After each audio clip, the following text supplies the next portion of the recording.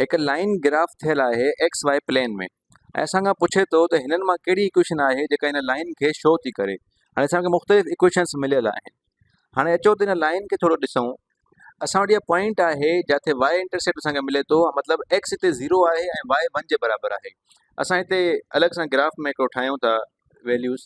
हाणे असां एक्स ऐं वाई जी वैल्यूज़ खणूं था जॾहिं एक्स 0 हुजे या वाई 0 हुजे। पहिरियां त असांखे वाई इंटरसेप्ट मिलियो जिथे एक्स 0 आहे ऐं वाई 1 जे बराबरि आहे।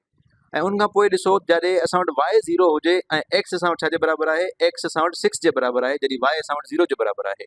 हाणे हिननि इक्वेशन्स में चऊं था त हिते अगरि असां एक्स खे 0 पुट कंदासीं त असां वटि 6y थी वेंदो 1 जे बराबरि, त y बराबरि थींदो 1/6 जे।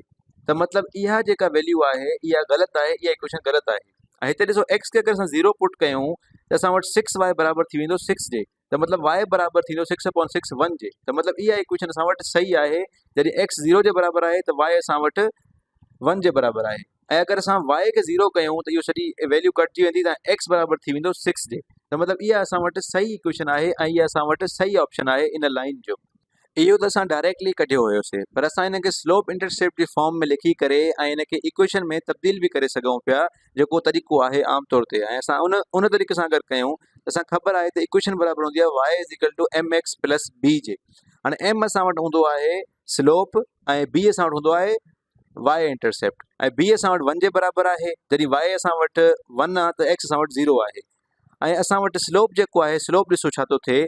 जॾहिं असां वटि एक्स में 1 2 3 4 5 6 पॉइंट्स अॻिते वधे थी त वाई में 1 पॉइंट घटि थो अचे, यानी असां वटि जेको स्लोप बराबरि हूंदो आहे उहो change in y over change in x बराबरि हूंदो आहे।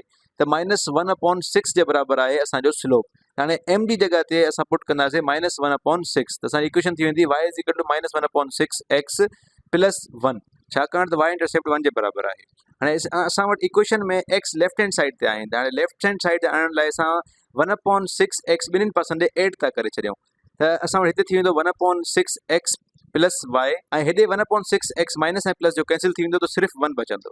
असां वटि ऑप्शन्स में सिर्फ़ु x आहे ऐं उन सां कुझु बि मल्टीप्लाई न थियल आहे। त हिते असांखे 1/6 खे ख़तमु करण जे लाइ असां 6 सां मल्टीप्लाई कयूं था ॿिन्हिनि साइड्स खे, त 6/6 असां वटि सिर्फ़ु x बचंदो ऐं 6 × y 6y थी वेंदो ऐं 1 × 6 6 थी वेंदो।